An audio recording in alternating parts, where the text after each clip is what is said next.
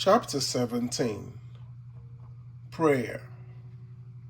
When thou prayest, enter into thy closet, and when thou hast shut thy door, pray to thy Father which is in secret, and thy Father which seeth in secret shall reward thee openly.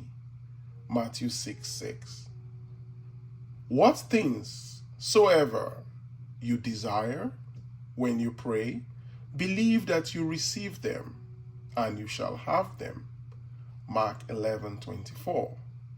Prayer is the most wonderful experience man can have.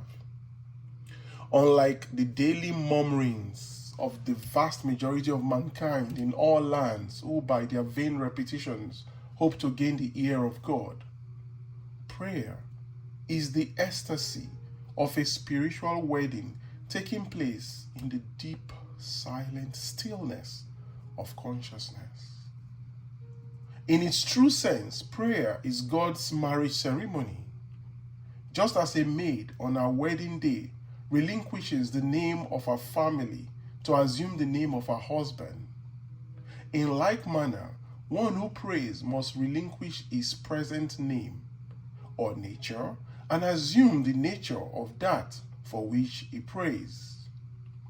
The Gospels have clearly instructed man as to the performance of this ceremony in the following manner. When you pray, go within in secret and shut the door, and your Father who sees in secret will reward you openly. The going within is the entering of the bridal chamber, just as no one but the bride and groom are permitted to enter so holy a room as the bridal suite on the night of the marriage ceremony. Likewise, no one but the one who prays and that for which he prays are permitted to enter the holy hour of prayer. As the bride and groom, on entering the bridal suite, securely shut the door against the outside world, so too must the one who enters the holy hour of prayer close the door of the senses and entirely shut out the world round about him.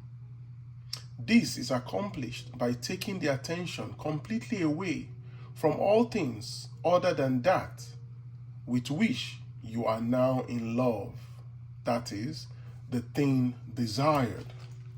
The second phase of the spiritual ceremony is defined in these words, quote, when ye pray, believe that ye receive, and ye shall receive, end quote. As you joyfully contemplate being and possessing that which you desire to be and to have, you have taken this second step and are therefore spiritually performing the acts of marriage and generation. Your receptive attitude of mind while praying or contemplating can be likened to a bride or womb, for it is that aspect of mind which receives the impressions. That which you contemplate being is the groom, for it is the name or nature you assume, and therefore is that which leaves its impregnation. So one dies to maidenhood or present nature as one assumes the name and nature of the impregnation. Lost in contemplation and having assumed the name and nature of the thing contemplated, your whole being thrills with the joy of being it.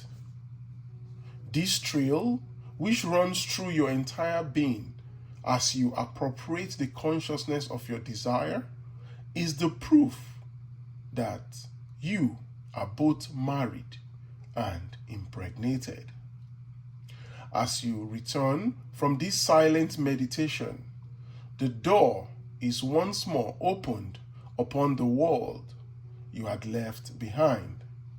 But this time you return as a pregnant bride. You enter the world a changed being And although no one but you knows of this wonderful romance, the world will, in a very short while, see the signs of your pregnancy, for you will begin to express that which you, in your hour of silence, felt yourself to be. The mother of the world, or bride of the Lord, is purposely called Mary, or water. For water loses its identity as it assumes the nature of that with which it is mixed. Likewise, Mary, the receptive attitude of mind, must lose its identity as it assumes the nature of the thing desired. Only as one is willing to give up his present limitations and identity can he or she become that which they desire to be. Prayer is the formula by which such divorces and marriages are accomplished. Quote, "Two shall agree as touching anything, and it shall be established on earth." Matthew 18:19. The two agreeing are you, the bride, and the thing desired, the groom. As this agreement is accomplished, a son bearing witness of this union will be born. You begin to express and possess that which you are conscious of being.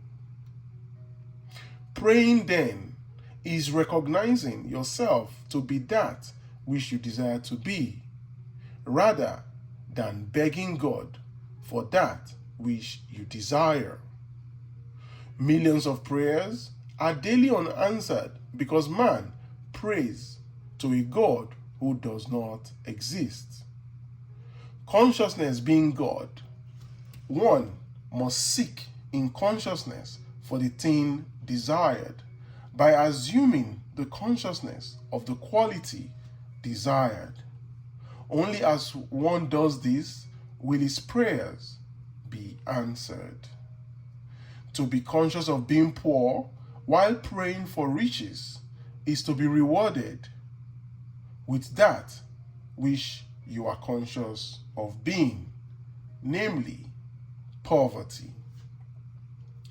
Prayers, to be successful, must be claimed and appropriated.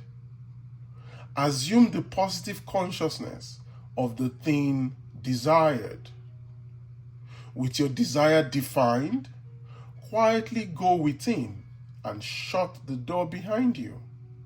Lose yourself in your desire. Feel yourself to be one with it.